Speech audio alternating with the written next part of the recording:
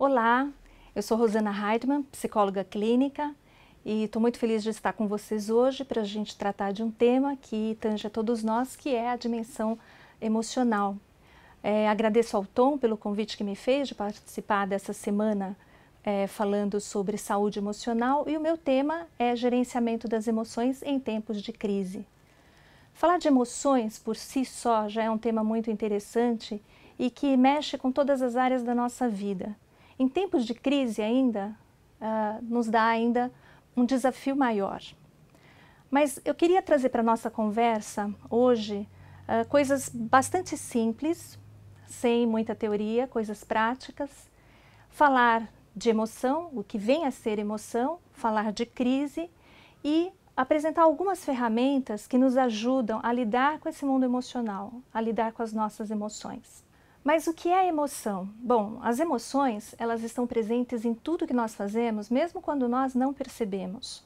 As emoções, elas dão perfume à vida, dão beleza, dão cor, fazem da gente gente de verdade. Sem as emoções, nós não somos humanizados, não somos humanos.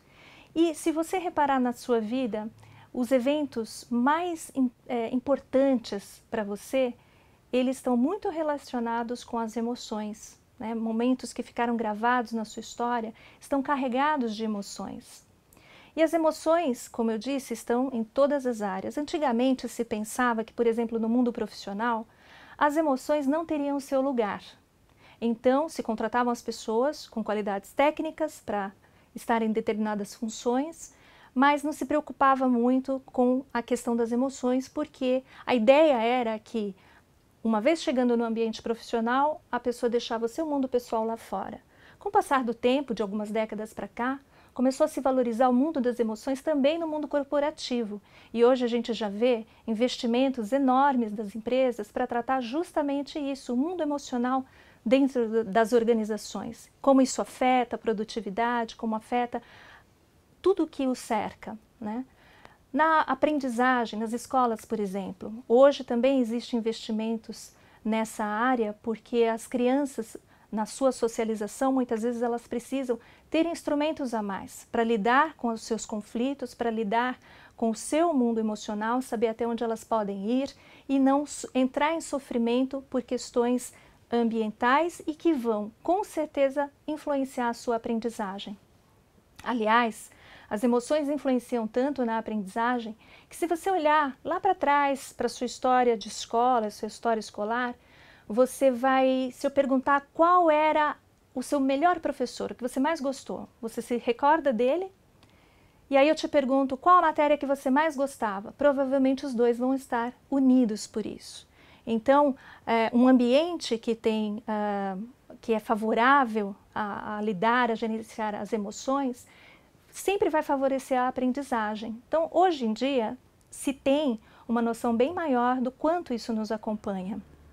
Mas o que é de fato a emoção? Tem uma das definições que eu gosto, que é: emoção é uma resposta inconsciente e automática a um estímulo do ambiente, cognitiva, que produz tanto experiências subjetivas quanto alterações neurobiológicas significativas. Bom, então, o que é isso exatamente? São respostas ao ambiente, aos estímulos do ambiente, respostas automáticas. Ok, entendi até aí. Mas o que tem de cognitivo? Bom, aí que vem as nossas experiências anteriores, aquilo que nós passamos atrás e o significado que nós demos aos eventos. Essas coisas, sem que a gente perceba, elas começam a ser atualizadas nas interpretações que nós damos aos fatos, aos acontecimentos. Então, muita gente pode ouvir aqui, agora, um estampido, um barulho muito forte. Uma pessoa pode se assustar pouco, outra pode se assustar muito. Porque automaticamente, sem que ela perceba, sem que ela escolha fazer essas relações e essas conexões, pode ser que um estampido não signifique nada. E para o outro, que já sofreu um assalto, ouviu um tiro, pode, não conscientemente, pode perceber isso como uma ameaça. Agora, o interessante da gente entender esse mundo emocional é que ele causa, esses elementos, eles causam uma modificação neurobiológica em nós. E o nosso cérebro, ele não consegue definir o que é real e o que está no campo da imaginação, dos pensamentos. Então, por isso, muitas pessoas se estressam demais com alguns eventos que não estão acontecendo ali naquele momento. Mas porque os seus pensamentos estão trazendo essa realidade subjetiva para ela, o seu organismo, o seu cérebro, ele já se comunica e ele começa a fabricar ali um monte de substâncias que vão agir no organismo e essa pessoa vai ter a reação, a mesma reação, como se ela estivesse num perigo real, objetivo, iminente. Então, quer dizer, a maneira como nós respondemos aos estímulos podem ser bastante diferentes. Para dar um exemplo que talvez possa aclarar melhor isso. Imagine que duas pessoas entrem no mesmo avião e elas vão voar daqui de São Paulo lá para o Rio de Janeiro. Elas entram no mesmo avião, o mesmo conforto, o mesmo serviço, tudo ali para elas é igual. Uma delas entra no avião e pensa, puxa, eu fiz uma boa escolha de vir de avião, porque assim eu vou ganhar 6 horas aí que eu ia gastar na estrada aproximadamente, eu vou ganhar esse tempo e com esse tempo eu vou aproveitar muito lá no Rio de Janeiro. Vou até aproveitar, vou trabalhar, mas vou aproveitar a praia também. Daí ele se senta no avião, relaxa, passa um tempo bem tranquilo ali naquele voo. Já uma outra pessoa no mesmo voo, com o mesmo serviço, com as mesmas condições, os mesmos estímulos ambientais, entra no avião pensando, avião pode cair, mas avião cai. Mas eu vi uma notícia semana passada e o avião caiu. E pode acontecer que a pressurização também caia e vai me causar transtorno. E a pessoa começa a entrar num circuito de pensamentos tão negativos que mexe com a sua emoção e a sua emoção, por sua vez, vai trazer outros pensamentos negativos. A resposta do organismo para essa segunda pessoa já vai ser de tontura, pode ser, né, de tontura, pode ser de boca seca, pode ser uma série de sintomas físicos, mas a realidade que ambos estão vivendo dentro do avião naquele momento é a mesma. Então, é importante entender emoções contemplando esse aspecto do cognitivo. Então, não só o estímulo importa, mas o cognitivo, as experiências e as interpretações que o indivíduo tem. Quando a gente começa a lidar melhor, entender um pouquinho melhor esse mundo das emoções, a gente começa a entender que emoções, aliás, deixa eu fazer um parênteses aqui, né? Porque a gente vai falando de emoções, mas quais são as emoções? Raiva, medo, alegria, paz, tristeza, os afetos, né? Isso são as emoções. E algumas são negativas e outras são positivas. As negativas é porque elas causam sensações desagradáveis para o indivíduo. E as positivas, sensações agradáveis. Agora, alguém pode dizer, então eu estou entendendo, se eu combinar as coisas para que eu só tenha emoções positivas, então eu vou estar em equilíbrio. E negar as sensações desagradáveis, as emoções ruins, negativas, fazer um distanciamento vai ser a minha segurança. Não, não se trata disso. Aliás, pensar dessa forma seria o mesmo que dizer, eu vou viver só o dia e a partir de agora não existirá mais noite e escuridão. Quer dizer, é colocar todo o mundo em desequilíbrio. E o nosso mundo psíquico também é assim, porque ele é feito de contrastes. As emoções, nós precisamos dessas emoções contrastantes na nossa vida. Então, por exemplo, o medo. O medo, muitos podem pensar assim, a gente tem que se desenvolver ao máximo como pessoa para superar todos os medos. Não é bem assim. Uma pessoa que tem uma vida saudável, ela respeita o medo, porque o medo tem o seu lugar. O medo é aquilo que nos protege de assumir riscos que não valem a pena.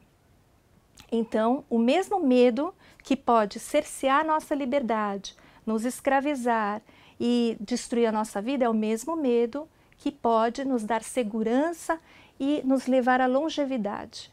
Enfim, o problema não é o medo, mas o seu lugar, o seu encaminhamento, em que lugar da minha vida ele está, né?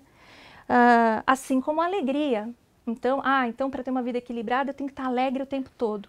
Existem situações na vida, e aliás agora o que a gente vive no mundo todo é crise, é situação de crise, Então, seria até uma resposta emocional um pouco absurda a gente ficar totalmente alheio ao que está acontecendo à nossa volta.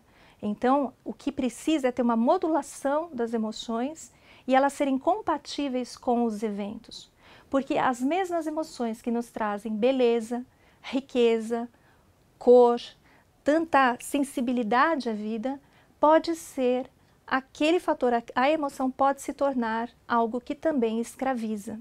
Então, alguém que procura só o bem-estar, só estar alegre o tempo todo, também não vai estar coerente, né? Existem até algumas psicopatologias que a pessoa tem essa posição de estar alegre o tempo todo, independente do que acontece à sua volta. Então, vamos pensar nisso, né, da modulação, desse tempero que tem que ter nas emoções. Agora, nem sempre é possível nós controlarmos as nossas emoções. Se tudo fosse assim, simples, né, a vida seria muito mais fácil. As emoções, elas são responsáveis por grande parte da violência que nós vemos hoje, no trânsito, por exemplo, nas famílias, né? Nós estamos passando por um tempo agora de pandemia e a gente vê crescendo o problema de violência doméstica, que está muito sério, né? Então, a gente sabe que muitas pessoas sofrem com isso, são escravizadas pelas suas próprias emoções e são levadas a tomar decisões imprudentes porque elas se deixaram levar por suas emoções. Então, temos que ter essa modulação e pensar também que as nossas emoções, elas não sofremos apenas influência do ambiente, mas as nossas emoções influenciam o ambiente à nossa volta. Os afetos, eles são contagiosos. Por exemplo, você chega no seu trabalho e as pessoas ali à sua volta estão irritadas por algum motivo. E elas começam a falar palavras rudes, serem descorteses uns com os outros, começam um monte de atitudes desagradáveis. O ambiente à volta começa a responder dessa forma também. Então, os nossos afetos, as nossas emoções, elas influenciam aquilo que está à nossa volta. E isso é muito fácil a gente perceber. Tem um exemplo de uma criança que foi para uma nova escola. E nessa nova escola, ela se sentiu muito acuada, amedrontada, porque ela entendia que o grupo não a recebia bem. E essa criança, falando isso para o seu pai começou a conversar com ela e ela começou a dizer, essa criança é chata, que ela é chata, e todos da classe eram chatos. E o pai, conversando com a criança, começou a ver que o que ela tinha no fundo era um tremendo medo de ser excluída por aquele grupo. E aí ele propôs para a criança, ele falou, que tal se você, independente da maneira como te tratarem ali na classe, começar a tratar bem as pessoas, começar a brincar com elas e se aproximar.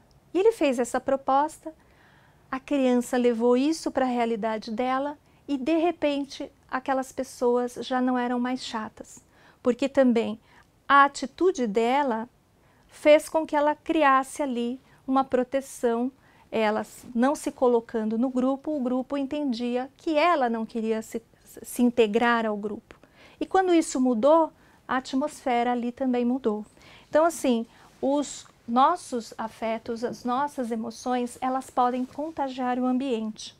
Mas o bom é saber que todos nós somos dotados de recursos internos para lidar com todas essas coisas que nos cercam, as adversidades, esses estímulos que nos amedrontam, os problemas.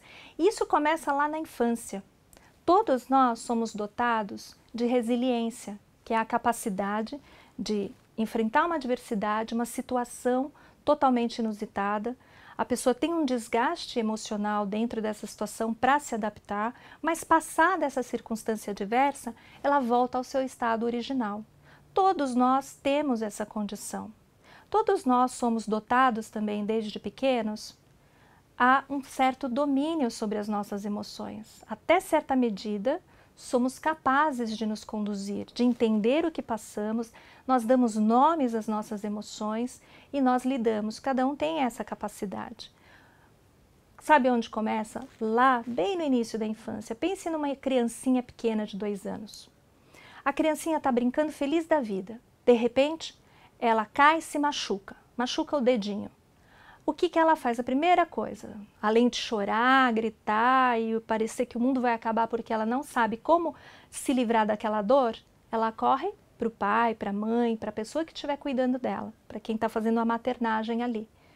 E geralmente a pessoa dá um nome para o problema. Ela pega o dedinho ali onde machucou e fala, isso é um dodói. E aí sopra o dodói e fala, passou, passou. A criança conseguiu um nome, então ela deu um significado para aquilo que estava acontecendo com ela. E o soprar e dizer que passou, passou, dá para ela aquela tranquilidade do acolhimento, de saber que tem alguém ali por ela, que o problema dela não vai acabar com tudo e que ela vai sair daquela situação. Então, a nossa capacidade de resiliência começa lá muito cedo, ainda quando o bebê mesmo, né? Quando o bebê chora e ele é atendido pela mãe. Então, todos nós temos essa capacidade. Agora, eu queria trazer para a nossa conversa aqui um texto que eu acho muito interessante. A Bíblia, que é o livro dos livros, ela é cheia de muitas histórias que nos trazem ensinamentos extraordinários. E esse texto que eu quero trazer para a nossa conversa, eu acho assim bastante interessante, porque ele mostra, é assim, como um recorte do realismo que a Bíblia trata o ser humano. A Bíblia não maqueia, a Bíblia não faz edições, a Bíblia mostra o que é o ser humano e a sua precariedade. E o que é o homem sem Deus, entregue a si mesmo, entregue as suas emoções. Então, tem muito realismo. Os personagens bíblicos, você vê que mesmo os heróis, eles têm também as suas fraquezas, eles têm a sua maneira de lidar e é dotada de realismo o tempo todo. E essa história que eu vou ler, ela está escrita no primeiro livro da Bíblia, chamado Gênesis, que quer dizer origem. Então, ali no comecinho da história narrada do homem. E é uma história que, mesmo quem não tem muito assim afinidade com a leitura bíblica, todo mundo conhece. Esse personagem é Caim. E essa é a história de dois irmãos. Então eu quero ler esse trecho porque ele mostra muita coisa do que a gente está falando aqui. Esse texto está no 4º capítulo do livro de Gênesis. Então é a história de dois irmãos. Um se chama Abel e outro Caim. O primeiro filho, o Caim, ele é agricultor. O irmão mais novo se chama Abel e é pastor de ovelhas. E assim diz o texto bíblico. Depois de certo tempo, Caim resolveu trazer a Deus do fruto da terra como oferta. Também Abel trouxe uma oferta das primícias do rebanho. Então, os dois, cada um tinha a sua profissão, um agricultor e o outro pastor de rebanho, de ovelhas, e o Abel ele trouxe das suas primícias, o texto diz, trouxe o melhor que ele tinha para ofertar a Deus. E o texto continua dizendo, agradou-se Deus de Abel e de sua oferta, ao passo que Caim e de sua oferta não agradou. Irou-se, pois, sobremaneira Caim, e descaiu-lhe o semblante. Então lhe disse o Senhor, por que andas irado e por que descaiu o seu semblante? Se procederes bem, não é certo que serás aceito? Se todavia procederes mal, eis que o pecado jaz à porta e o seu desejo será contra ti, mas cumpre a ti dominá-lo. Disse Caim a Abel, seu irmão, vamos ao campo. Estando eles no campo, sucedeu que se levantou Caim contra Abel, seu irmão, e o matou. Disse o Senhor a Caim, onde está Abel, teu irmão? Ele respondeu, não sei. Acaso sou tutor do meu irmão? Olha essa história. Então, os dois fazem uma oferta, uma é aceita por Deus, a outra não. Caim, ele ficou tão irado, né, que o relato diz que descaiu-lhe o semblante. O que isso quer dizer? Ele ficou triste, deprimido, ele ficou para baixo. E veja que ele, ao invés dele confrontar os seus dilemas ali, dele lidar com isso que estava acontecendo com ele, o que ele faz? Ele fica com aquela raiva maquinando como se livrar dela, e uma coisa vai levando a outra, e ao invés dele encarar a raiva e o verdadeiro sentido que estava por trás daquela raiva, ele busca no ciúme e ele deixa desencadear o pior do que tem no ser humano. Então, atrás disso vem o ciúme, porque ele queria o afeto. O ciúme, ele é o afeto que queria receber, não recebeu, foi dado ao outro. Mas pior que isso, ele se entrega à inveja, que além dessa energia toda psíquica do ciúme, ainda tem algo pior, que é um sentido de destruição do outro para obter aquilo que ele quer. Então ele se entregou à raiva, ao ciúme, à inveja, e isso tudo fez com que ele maquinasse o mal contra o seu irmão. Ele não quis discutir nada, ele não quis resolver nada, ele quis aniquilar, como se aniquilando o seu irmão, ele fosse aniquilar aquela falta, aquele desagrado, aquela dor que estava dentro dele e ele não estava reconhecendo. E ele deu o pior de todos os encaminhamentos para essa raiva. Ele cometeu um crime hediondo. É o primeiro crime descrito, né, na Bíblia. É o primeiro fratricínio, um irmão que mata outro irmão. E a gente queria aqui, entre nós, pensar, puxa vida, que coisa horrorosa, nós somos tão civilizados, jamais aconteceria com a gente. Mas o que é que está acontecendo com o trânsito aqui em São Paulo? Onde uma pessoa corta outra pessoa ali, e se a pessoa estiver armada, ela vai às vias de fato, dá vazão a toda a ira e acaba com a vida do outro. Será que esse tema aqui, trazido pela Bíblia, escrito há milhares de anos atrás, é tão longe, é tão distante da nossa realidade de hoje? Então é por isso que eu trouxe um texto onde a gente pode analisar, pode aprofundar e saber que as coisas não aconteceram de imediato. Ele teve um tempo, ele tinha ali o recurso de fazer uma pausa em todos esses sentimentos desencadeados pela própria emoção da raiva, né? Mas ele não fez isso. Ele levou as vias de fato e Deus, o misericordioso, bondoso, tremendo Deus, deu a ele a chance dele próprio se confrontar com aquilo que acontecia com ele e perguntou para ele, por que andas irado? Olha a chance de lidar com a própria raiva. Olha a chance de encarar os próprios sentimentos. O que está acontecendo comigo? Por que eu estou assim? Aquilo que a gente tem, esse exame que nós temos que fazer sempre em nós mesmos, né? Deus deu para ele ali a chance. E o Senhor ainda falou, o seu semblante está descaído, você está triste. Ele não aproveitou essa chance de rever todos os seus atos. Ele se escondeu atrás da mentira. Quando Deus pergunta, onde está seu irmão? Ele diz assim, eu não sei. E pior, ele é tão insolente e agressivo com Deus que ele diz, sou eu acaso o tutor do meu irmão? Então veja quanta agressividade, quanto sentimento de destruição. Mas o que ele podia ter feito em tudo isso? Quando Deus abre para ele essa oportunidade de falar sobre os seus sentimentos, era a chance que ele tinha de falar, Deus, eu não estou entendendo mais nada. Por que isso aconteceu comigo? Por que ele foi aceito e eu não?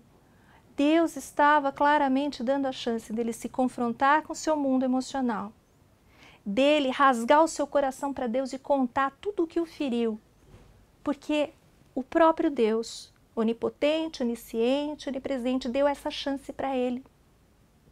Eu penso que muitos de nós temos chance todos os dias de sermos confrontados com o nosso mundo emocional, com tudo que nos cerca, mas muitas vezes nós não queremos, muitas vezes nós estamos apenas dando vazão, apenas deixando as coisas correrem como se o tempo tivesse o poder mágico de resolver as coisas por nós. E não é assim que acontece. Nós somos responsáveis por aquilo que fazemos.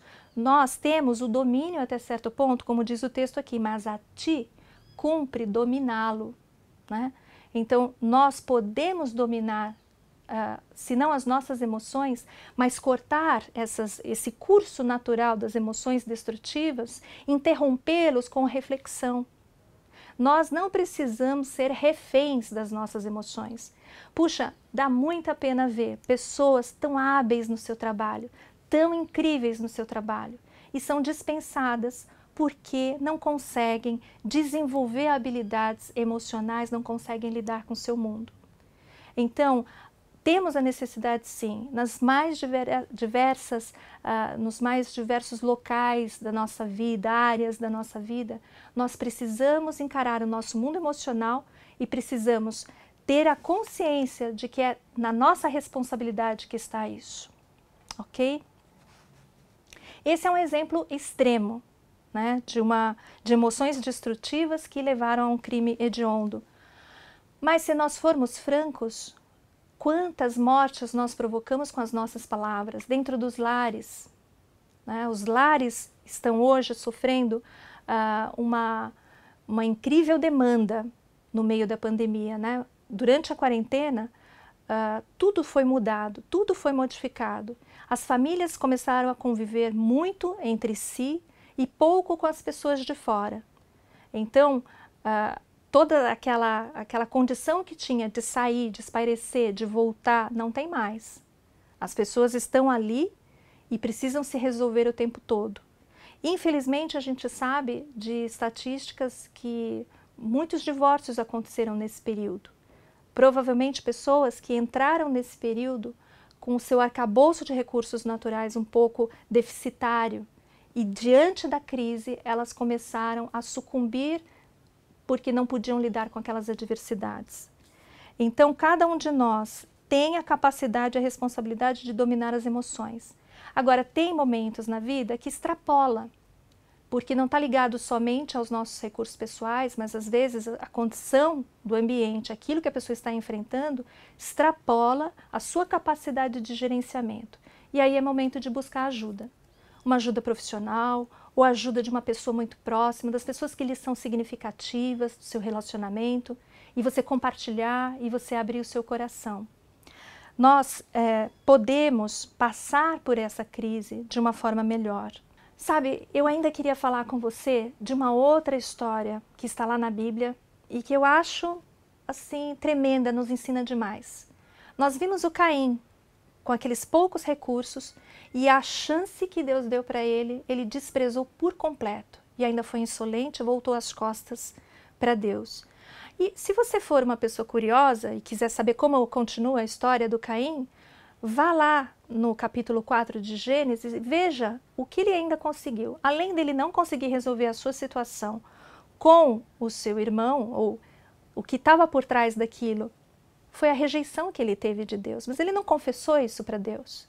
Ele preferiu matar o irmão, achando que assim ele resolveria seus problemas, porque contra Deus ele não conseguiria intentar mal algum. Deus estava inalcançável.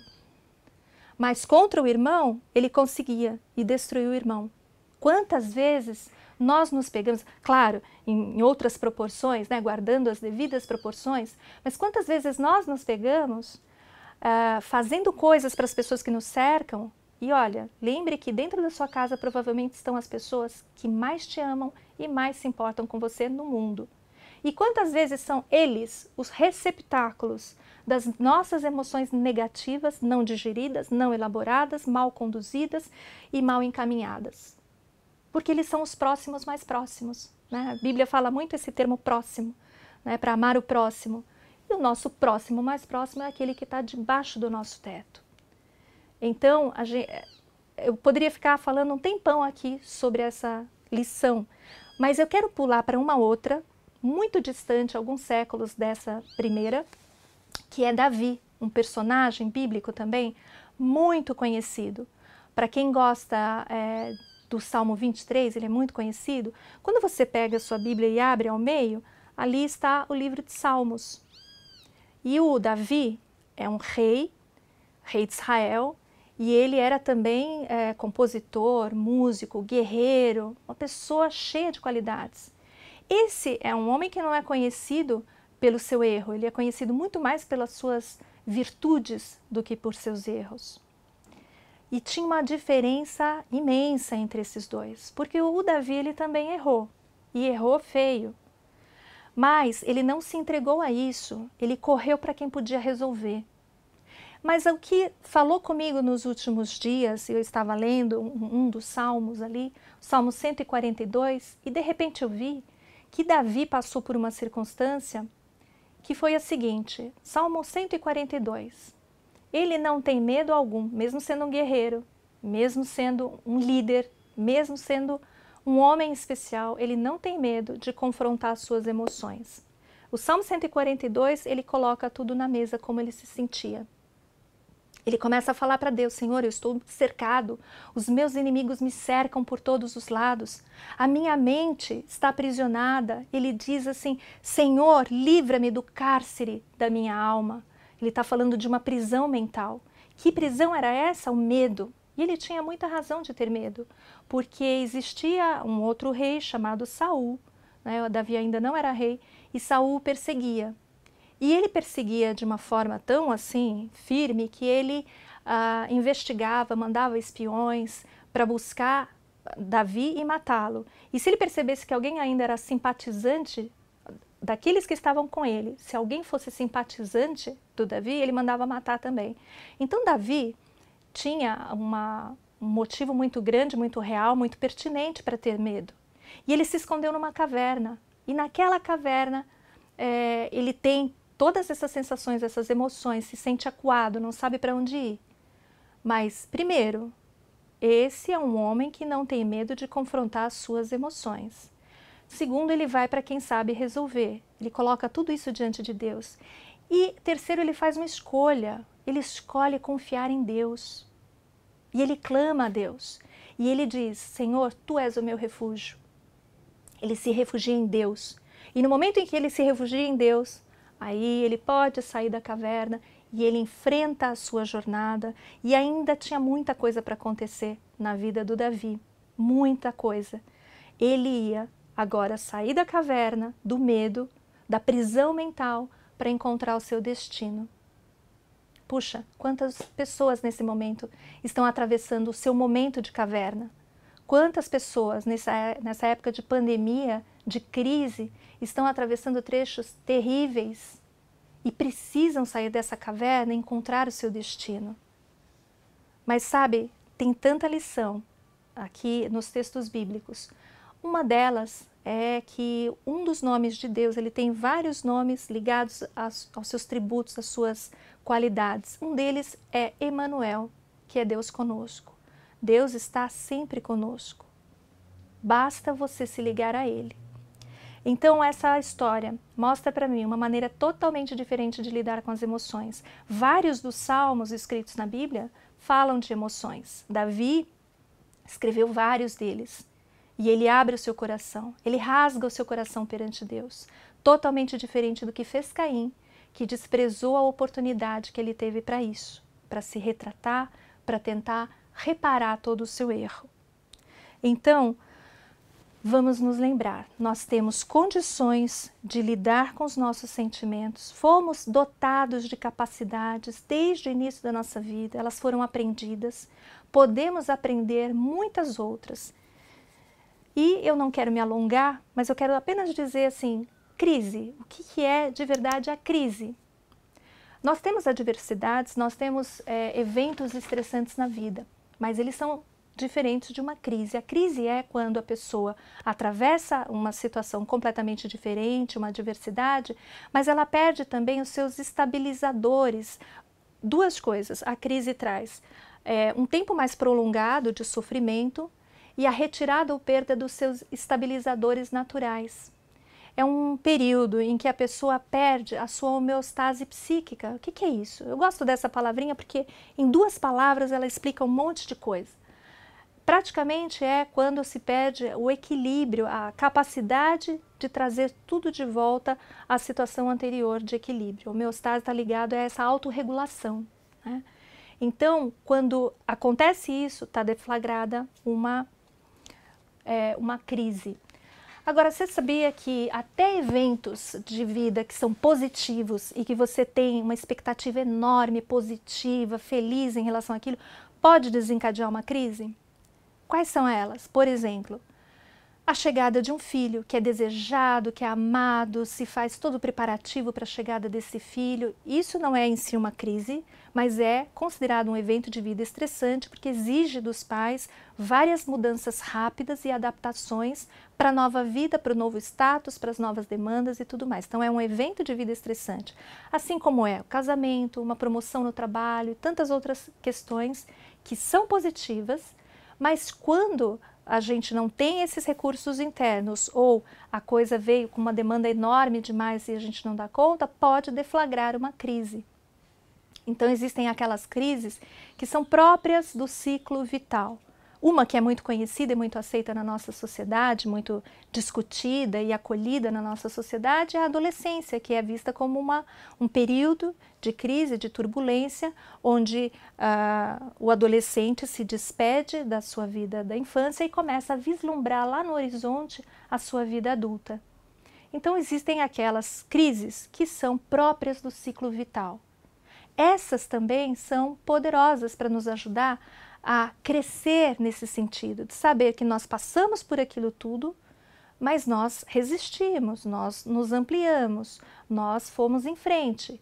Então, parece que a própria natureza criada por Deus já nos deu condições de estarmos sempre nesse processo novo de adaptação.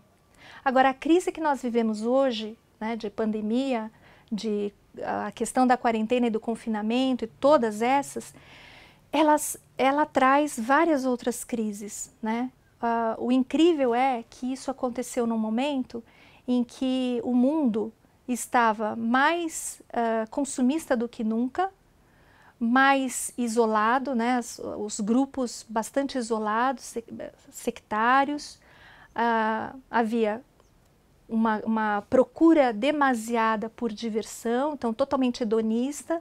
Então essa crise vem num período bastante curioso da nossa história, do enfraquecimento dos valores, da difusão das famílias, enfraquecimento da estrutura familiar, e essa pandemia acaba pegando em cheio o ser humano num momento desse.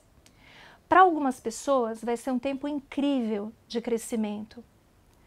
Por exemplo, nessa questão que eu acabei de falar de consumismo e tudo, tem algumas pessoas percebendo, olhando ao seu redor e dizendo, puxa, por que eu comprei tantos sapatos? Por que eu tenho tanta roupa? Para que eu precisava de tudo isso? Então, para algumas pessoas, vai ser um tempo de detox, vai ser um tempo de reavaliar mesmo o seu estilo de vida e procurar uma vida que faça mais sentido. Para outras pessoas, elas vão se enraizar mais ainda nos seus problemas, nos seus conflitos, e algumas vão ter um estresse muito maior neste período. Porque nós somos dotados de resiliência e de um certo domínio sobre as nossas emoções, mas nós precisamos o tempo todo ter essa disponibilidade de querer crescer, de querer avançar, de conquistar coisas maiores. Então, tem muita coisa para ser falada aqui, mas eu queria agora interromper aquilo que eu estou conversando até agora para trazer aquilo que eu prometi, que são ferramentas, instrumentos que vão nos ajudar a lidar com essas crises. Então, uma das coisas que você pode usar como recurso em tempo de crise é revisitar a sua própria história.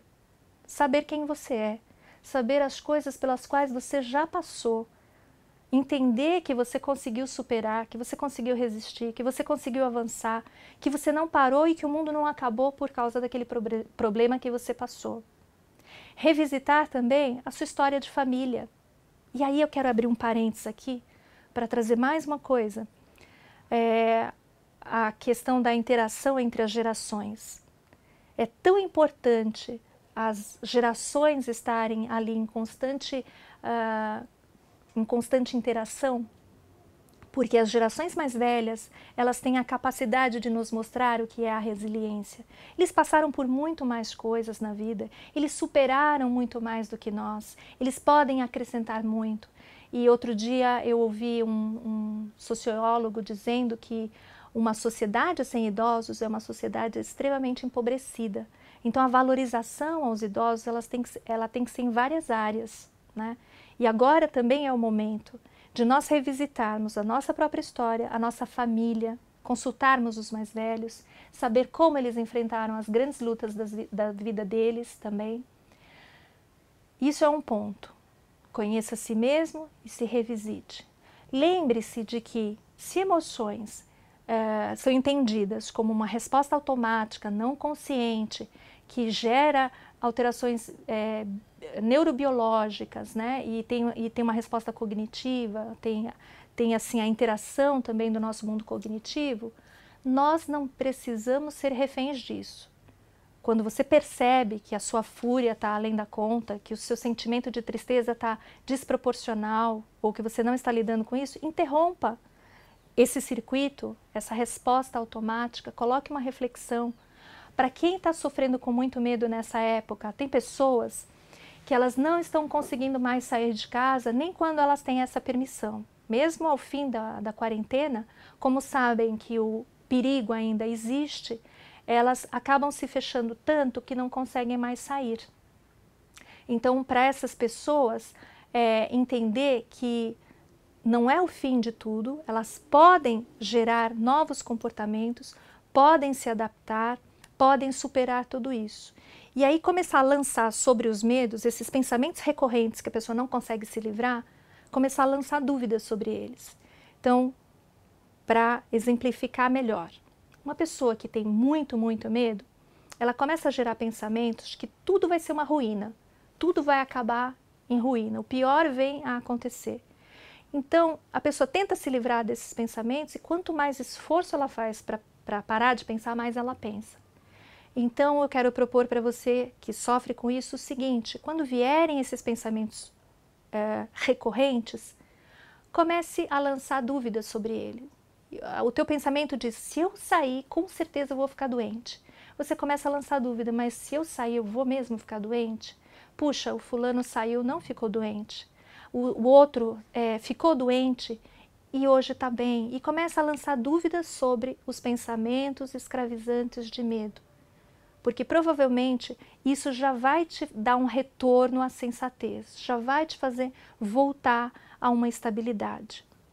Uma outra coisa que pode ajudar muito nesse período, nessa crise, mas em outras também, saber estar só. A gente aprende que para ter uma vida equilibrada, a gente tem que estar em socialização o tempo todo, mas a pessoa, o quanto mais ela cresce, mais ela sabe ter a solitude e não experimentar a solidão.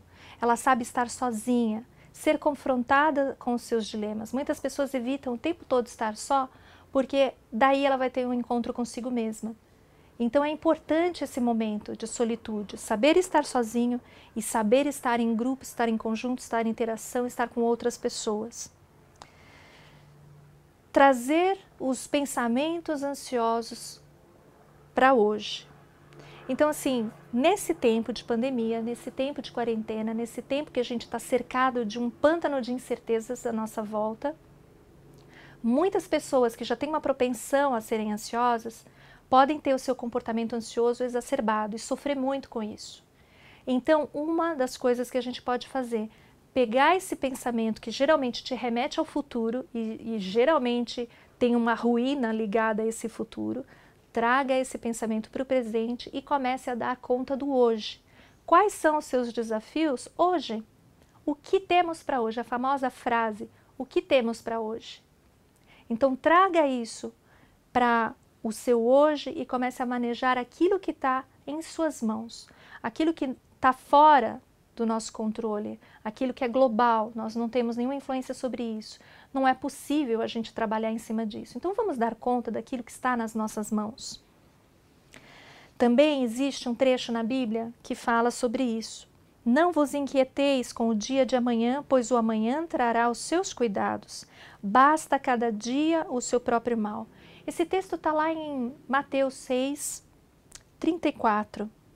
E que verdade é essa, né? Você manejar, você trazer para o presente, e é o próprio Deus que nos dá essa poderosa lição, né? Para cuidar de cada dia. O dia já traz os seus desafios, então vamos dar conta somente disso. Aumentar a nossa tolerância conosco mesmos, com nós mesmos e com os outros. A gente saber que esse é um tempo diferente, um tempo completamente inusitado e que a nossa tolerância tem que aumentar.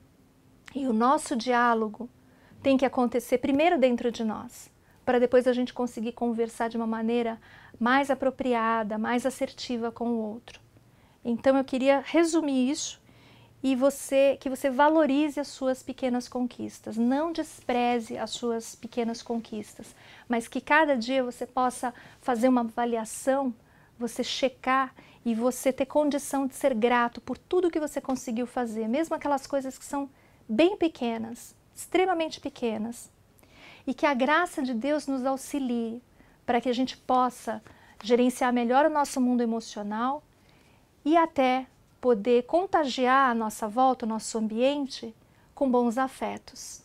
Bom, foi um prazer estar com vocês, mas nós podemos continuar essa conversa agora se você acessar esse QR Code aqui. E aí a gente continua na sala conversando sobre isso.